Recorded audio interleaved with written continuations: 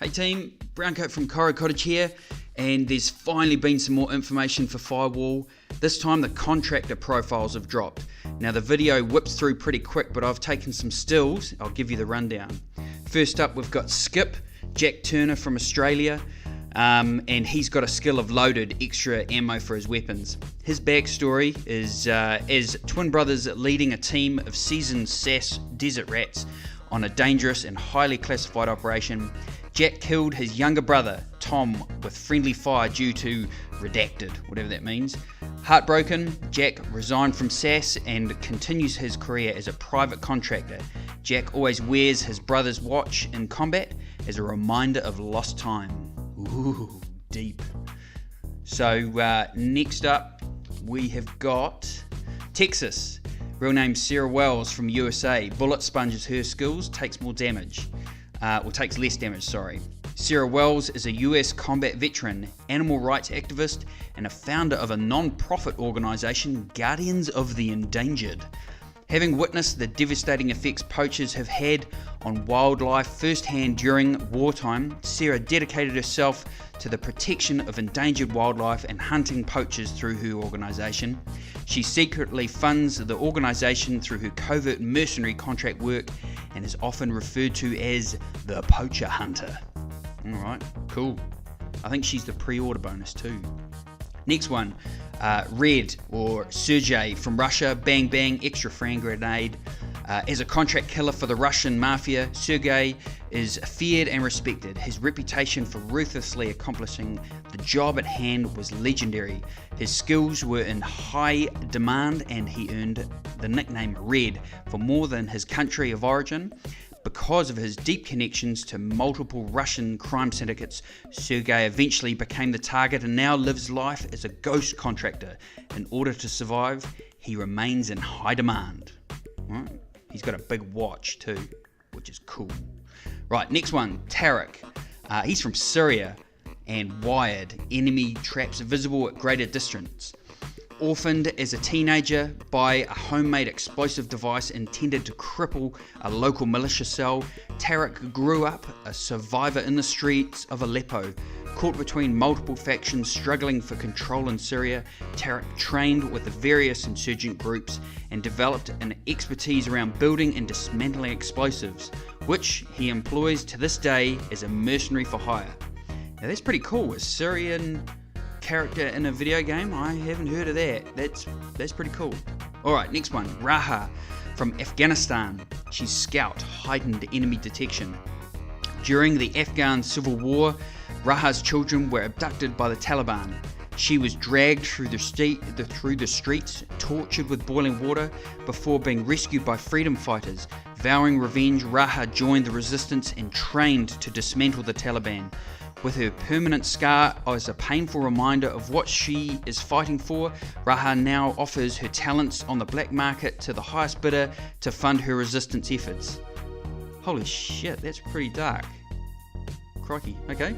Next one, Diaz from the USA, double time, fast movement speed. Rob comes from a long line of law enforcement and military service. As a police officer in Los Angeles, Rob heard the call of his country and enlisted in the army. He completed 2 tours of duty before losing his leg to an IED in Afghanistan. As a decorated hero with an honourable discharge but unable to serve, Rob supports his family through lucrative world private military contracts. Cool, alright, so he's more of your classic kind of character for a video game, but he's lost his leg, which that is a bit unusual.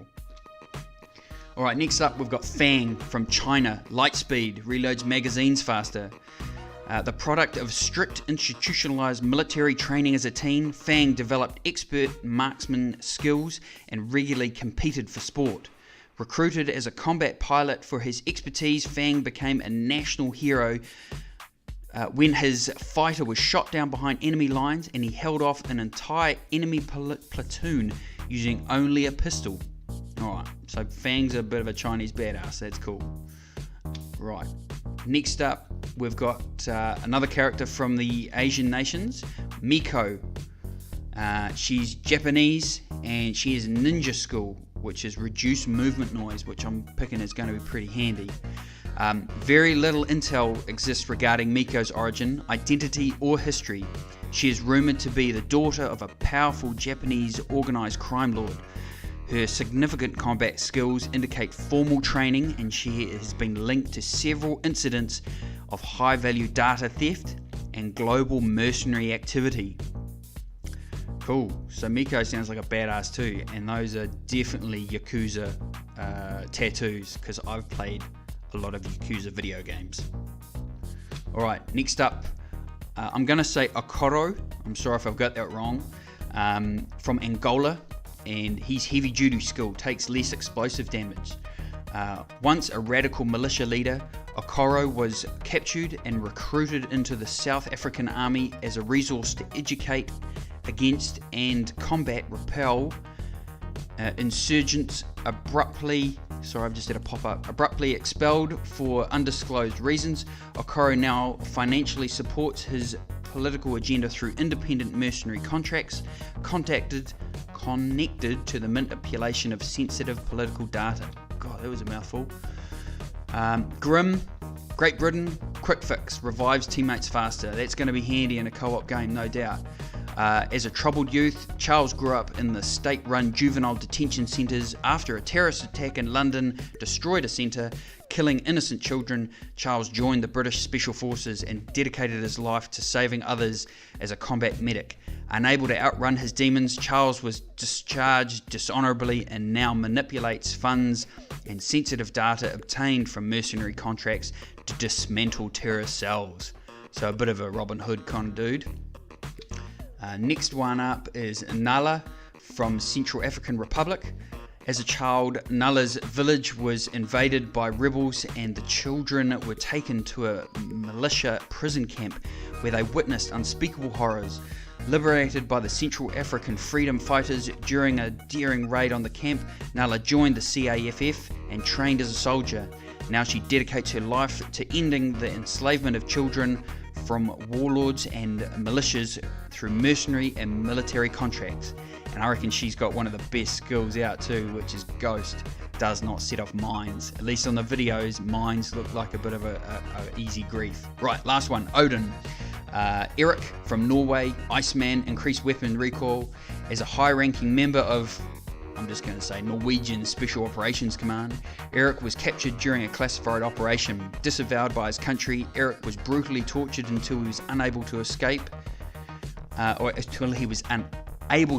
Returning home, disillusioned war hero, Eric walked away from the service and runs a private military contract company, and he earns the nickname Odin due to his status as an elder statesman and his torture-scarred body. Crikey. Alright, that's pretty brutal too. Right, there's some really interesting backstories there, and from my perspective, for a wee game, for them to, give us a few curveballs like Afghanistan and Syria and things, you don't often see video game characters from there. Alright, well, that's enough for me. All I'd ask is if you've made it this far through the video, please hit that subscribe button. I really appreciate it. I'm getting so close to getting 100 subs. And also hit the like button, because that is a big deal for me too. It sort of makes me feel better about all the work that I put into it. And also check out some of my other coverage, reviews, and make sure you check out Koru-Cottage.com. Thanks very much for dropping by. I really appreciate it.